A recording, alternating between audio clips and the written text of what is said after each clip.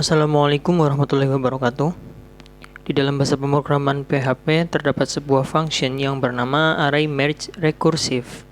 Function ini menggabungkan elemen dari satu atau banyak array dengan menambahkan nilai satu array ke akhir nilai dari array sebelumnya dan menghasilkan array result.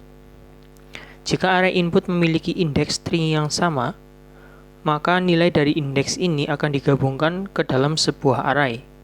Dan ini dilakukan secara rekursif, sehingga jika salah satu dari nilainya adalah array itu sendiri, maka function array merge recursive akan menggabungkannya dengan entry yang sesuai atau dengan data yang sesuai ke array lainnya.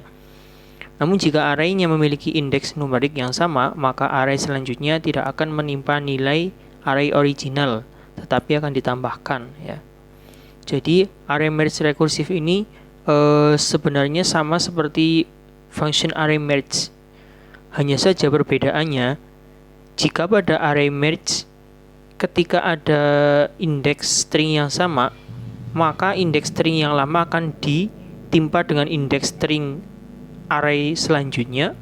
Pada array merge recursive, jika array sebelumnya memiliki indeks string yang sama dengan array selanjutnya, maka nilai dari indeks tersebut akan dikelompokkan dalam sebuah array seperti itu.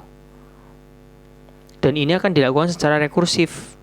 Artinya ketika indeks tadi nilainya juga sebuah array di dalamnya, maka dia dan memiliki indeks string yang sama juga, maka dia juga akan dikelompokkan seperti sebelumnya, seperti itu. Nah, mungkin jika mungkin belum bisa dipahami, kita nanti akan melakukannya dengan contoh agar lebih mudah. Selanjutnya, parameter dari function ini adalah array yang akan digabungkan secara rekursif.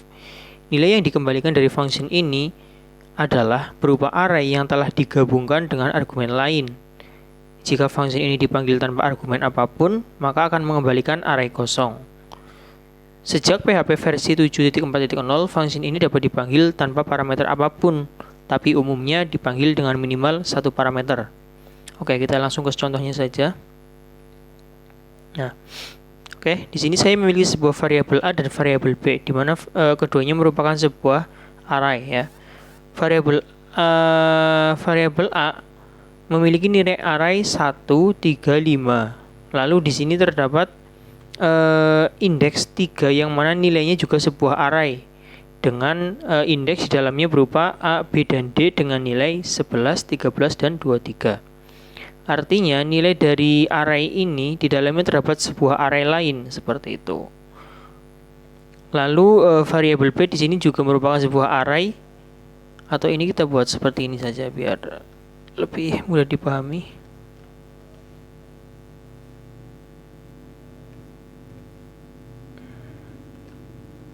Nah, yang ini juga sama.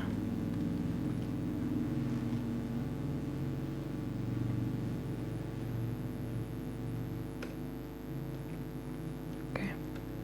Nah, seperti ini, ya. Lalu indeks B juga merupakan sebuah array dengan nilai 0, 2, 4. Lalu pada indeks 3, ya. Lalu dia memiliki sebuah indeks string, ya, di sini yaitu 3. Ini 3 bentuknya string karena bisa kita lihat di sini memiliki tanda petik, ya. Ini artinya dia menandakan ini adalah string, ya. Dimana indeks 3 ini sama dengan indeks 3 di dalam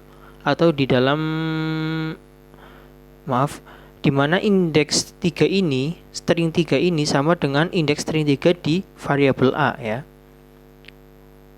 Artinya jika kita menggunakan function array merge, nanti harusnya ini akan menimpa ini, ya. Tapi kita nanti tidak akan menggunakan function array merge lagi, ya. Kita akan menggunakan function array merge recursive. Nah, indeks string 3 ini memiliki sebuah nilai juga yang merupakan indeks 3 ini memiliki nilai juga yang merupakan sebuah array, ya, di mana di dalamnya juga terdapat 3 indeks string yaitu A, B, dan C, ya.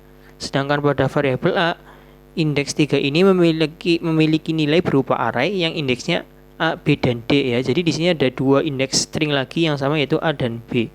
Sedangkan untuk C dan D itu berbeda ya. Nah, selanjutnya untuk yang terakhir di sini variabel B memiliki nilai 8, sedangkan variabel A berakhir pada indeks 3. Nah, selanjutnya ketika kita menggabungkan kedua array ini menggunakan array merge rekursif, maka yang terjadi adalah nilai yang indeksnya berupa numerik ya. Indeks numerik berarti 1, 3, 5, 0, 2, 4, dan 8 ya. Ini akan ditambahkan. Sedangkan nilai yang indeksnya berupa string, di sini ada 3 A, B ya. String yang sama ya. 3 A dan B. Ini kan stringnya sama, maka dia nanti akan dikelompokkan ke dalam sebuah array. Sedangkan yang tidak sama nanti akan ditambahkan, seperti itu. Kita coba jalankan function array merge rekursifnya dengan memasukkan parameter A dan B. Selanjutnya kita tampilkan menggunakan function printf ya. Printf result, di mana isinya adalah array merge rekursif A dan B. Oke. Kita jalankan ya. Oke. Di sini kita bisa lihat ya bahwa hasilnya adalah sebuah data array ya. Bisa kita lihat di sini data array ya, di mana indeks 0 atau indeks pertama adalah 1, indeks kedua adalah 3, indeks kedua adalah 5. Selanjutnya indeks string 3, karena nilainya sama dengan indeks string 3 pada variabel B, maka dia akan dikelompokkan ke dalam sebuah variabel ya. Ke dalam sebuah array, ke dalam sebuah array, di mana karena tadi ya antara indeks A dan B itu sama, maka dia juga akan dikelompokkan. Ini kan indeks string ya tadinya ya di sini ya. Nah, ini kan indeks string antara A dan B itu kan sama, sehingga dia juga dikelompokkan dengan menomori ulang ya. Di sini bisa kita lihat 11 adalah nilai dari indeks A pada variabel A, dan 10 adalah nilai dari indeks A pada variabel B. Nah, jadi dia dikelompokkan berdasarkan indeks yang sama.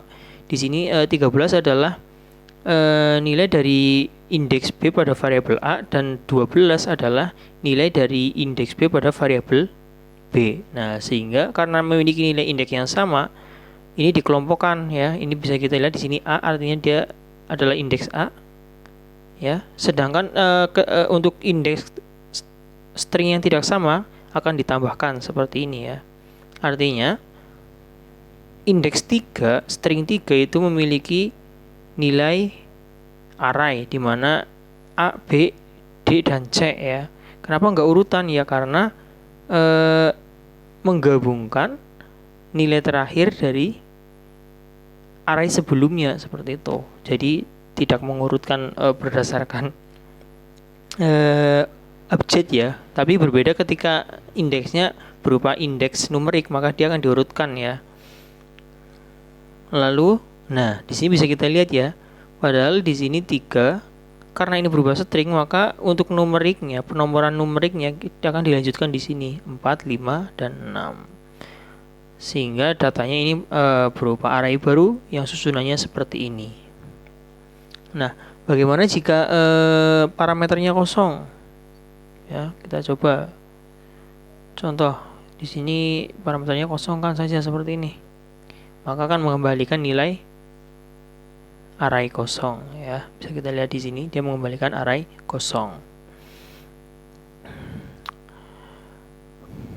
Oke, mungkin sekian dulu dari saya. Semoga penjelasan saya bermanfaat. Wassalamualaikum warahmatullahi wabarakatuh.